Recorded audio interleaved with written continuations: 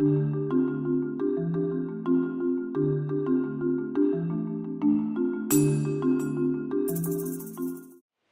à tous, j'espère que vous allez bien. On se retrouve aujourd'hui pour une nouvelle vidéo dans laquelle je vais vous montrer un peu toutes mes acquisitions livresques des 2 derniers mois. Alors on commence tout de suite avec les 2 premiers tomes de la série de Agatha Raisin de MC Beaton, paru aux éditions Albin Michel. Cette saga a été également adaptée sur France 3, je crois que le premier épisode date de cette semaine. Donc voilà, vous pouvez les retrouver aussi en replay. Je n'ai pas encore lu ces livres, puisque du coup je viens de les avoir. Tout ce que je sais, c'est que ça va vraiment être des petites enquêtes un peu dans le genre de Agatha Christie. Donc dès que je les ai terminées, je vous en ferai une critique et puis on en discutera sur le blog. Je ne présente plus After de Anna Todd. Je l'ai reçu par les éditions Hugo Roman. Tout simplement, je l'ai demandé parce que je ne savais pas vraiment à qui me fier, plutôt qu'à quoi me fier, à qui me fier. Il y a tellement d'avis aussi bien positifs que négatifs que c'était vraiment dur de pouvoir voilà, prendre la décision de passer un peu de temps sur ce livre. Donc du coup, voilà, je l'ai demandé et ils ont gentiment accepté de m'en faire parvenir une copie pour que je puisse me faire mon propre avis et puis vous le partager également. N'hésitez pas d'ailleurs si vous avez des reproches ou alors beaucoup de compliments à faire sur ce bouquin, on peut vraiment en débattre, il n'y a aucun problème. Ça c'est mon petit craquage, il est arrivé hier dans ma boîte aux lettres, il a failli ne pas arriver d'ailleurs puisqu'il y a une personne qui s'amuse à me voler mes colis. Il m'a été offert par mon chéri, donc il s'agit du premier tome de la saga de Selection par Kiera Cass. Donc celui-ci est en anglais.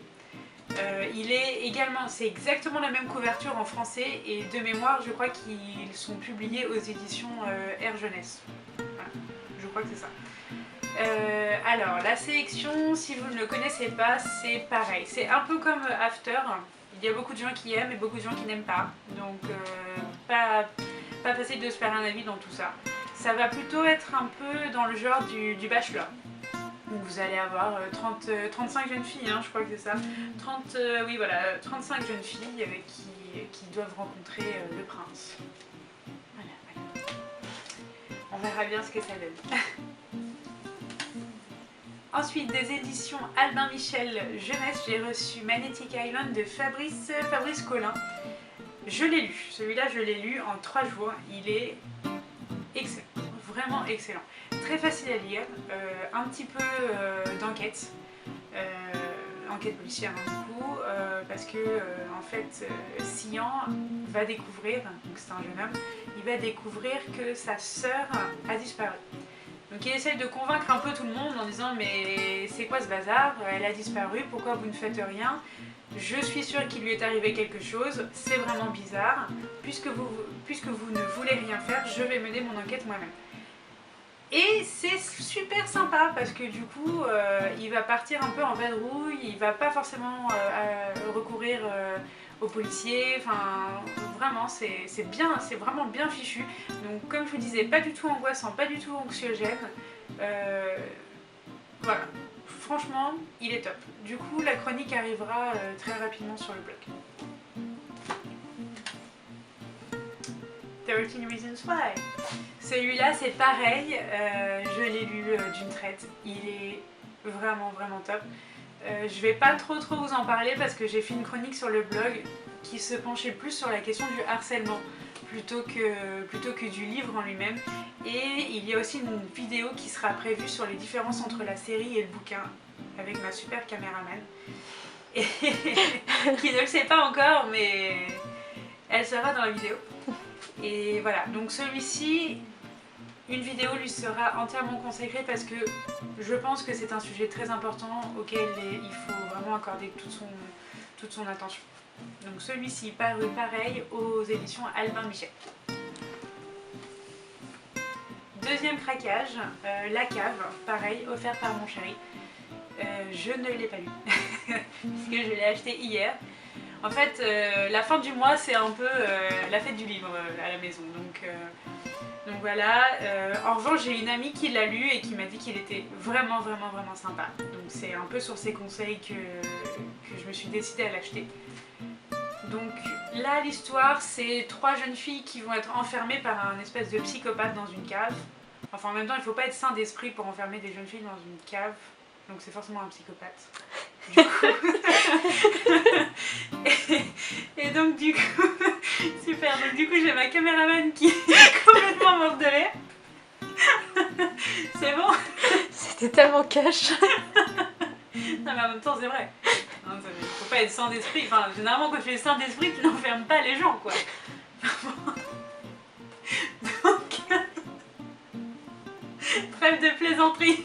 Ces 3 jeunes filles sont enfermées dans une cave et si 2 d'entre elles n'ont absolument pas la motivation de s'en sortir, ce qui en soi est bizarre aussi, il y en a quand même une qui va tout tenter pour retrouver sa famille, ses amis, son petit copain et éventuellement délivrer les 2 autres si elle y arrive. Alors celui-ci il est paru aux éditions Hachette Roman, donc c'est La Cave de Natasha Preston. Des éditions Pocket Jeunesse et après de nombreux rebondissements j'ai reçu The Doldrums de Nicolas Gannon.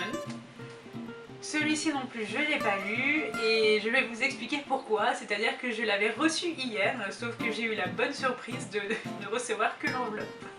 Voilà, parce que j'ai toujours ce petit farfadet en fait dans mon appartement, enfin du moins dans mon immeuble qui se croit très malin d'ouvrir les colis des autres. Donc manifestement le bouquin lui a plu, il est reparti avec et moi je suis repartie le rechercher du coup aujourd'hui. Donc voilà. Hop. Ensuite, des éditions Le Masque. Ah, du coup tout tombe, c'est super. Des éditions Le Masque, j'ai eu Red Queen. Red Queen je l'avais déjà lu en format numérique sur ma Kindle. Et j'ai adoré, je l'ai lu en une semaine, ça m'a fait passer en fait ma période de partiel beaucoup plus sainement que sans ce livre, vraiment. Il est vraiment top, donc Red Queen, on va suivre en fait l'histoire de Mar qui vit dans un monde en fait partagé entre ceux qui ont un sang argent et ceux qui ont un sang rouge. Donc les argents vont avoir des pouvoirs, les rouges... non rien, c'est le petit peuple.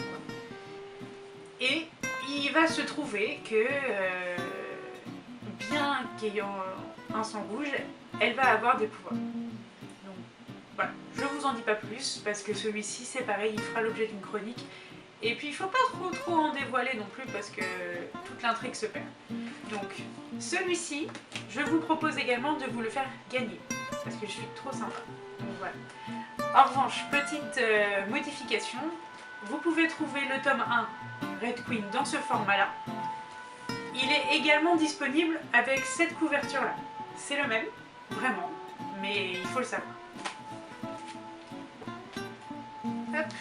Et toujours des éditions du Masque, j'ai le troisième tome, donc c'est King's Cage. Il me manque celui du milieu, donc il devrait pas tarder à arriver. Et du coup je pourrais vous présenter la trilogie. Voilà, c'est tout pour aujourd'hui, j'espère que cette vidéo vous a plu. Avant de se quitter, je vous annonce quand même les modalités de concours pour gagner le tome 1 de Red Queen. Il suffit juste de me laisser un commentaire sous cette vidéo en m'indiquant pourquoi vous aimeriez découvrir Red Queen et aussi quel pouvoir magique vous aimeriez avoir.